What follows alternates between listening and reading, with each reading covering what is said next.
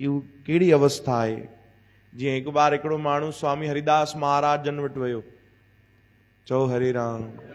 उहो वृंदावन वियो स्वामी हरिदास महाराज जा दर्शन करण जे लाइ, ॾाढो नालो ॿुधियो हुई, त ॾाढो महांगो हिकिड़ो इत्र खणी वियो। इत्र थींदो आहे न भाई, जीअं असां हाणे परफ्यूम लॻाईंदा आहियूं, डीओ स्प्रे थींदी आहे, तीअं इत्र हलंदा हुया, भॻवान खे उहो लॻंदो, संतनि खे उहे ॾींदा।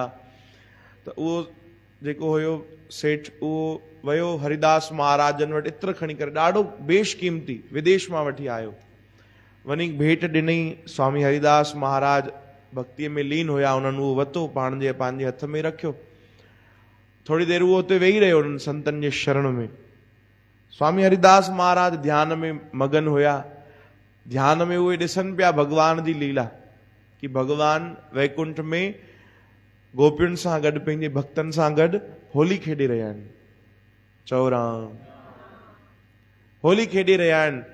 त स्वामी हरिदास महाराज जी उन्हनि जे मन में बि भाव आयो कि भाई सभु भगवान खे रंग गुलाल हणनि था, असां छो पोइ हिते हटूं। ऐं वेठा काथे आहिनि पाण? वृंदावन में। अखियुनि बंदि आहिनि, ध्यान में मगन आहिनि।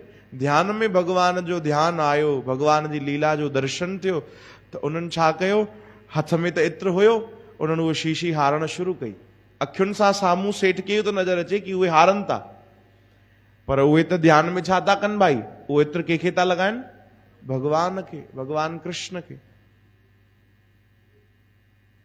सेठ ॾाढो हैरान थियो कि एॾो महांगो इत्र मां वठी आयो आहियां, हे छा था कनि संत, हिननि त पूरो हारे छॾियो। उनखे नाराज़गी थी, आख़िर उन शइ ॾिनी। चओ हरे राम। है न, कोई शइ असां कंहिंखे ॾींदा आहियूं त असांजा बाबा जन चवंदा, भाई तूं उहा शइ अर्पण कई, उनखे ॾिनी, पोइ हाणे उन ते तुंहिंजो अधिकार न आहे। कंहिंजो अधिकार थियो? साम्हूं वारे जो, कुझु बि करे। चओ जय श्री कृष्ण।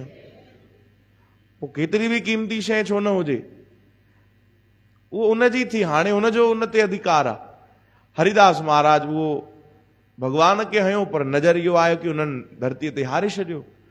हैरान थियो कि साईं कमाल था कयो, अरे मां छा ग़लती कई, तंहिंखां त ॿिए कंहिंखे ॾियां, पंहिंजे परिवार में एतिरो ॾियां, ख़ुशि थियनि हा ॿार।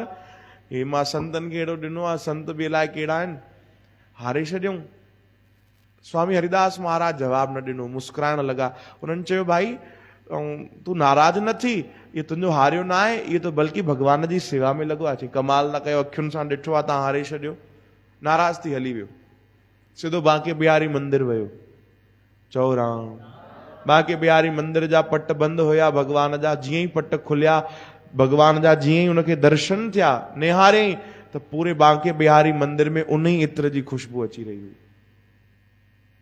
छो जो साधारण इत्र बि न हुयो, ॾाढो क़ीमती, ऐं ॿाहिरां जो हुयो, त ओड़ो आसानी सां ॿियो किथे मिले बि न। जीअं ई भगवान जा पर्दा हटिया, पूरे बांके बिहारी मंदिर में भगवान जे विग्रह में उन ई इत्र जी खुशबू उनखे आई। डुकंदो डुकंदो वापसि आयो ऐं स्वामी हरिदास महाराजन खां माफ़ी घुरण लॻो।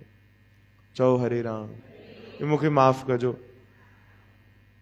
तॾहिं मुस्कुराइनि पिया संत, चवनि पिया, भाई तोखे त चयोसीं असां भगवान खे हयो आहे, त इहो सम्झण जे लाइ बि जॾहिं असांजी उहा अवस्था हुजे भाई।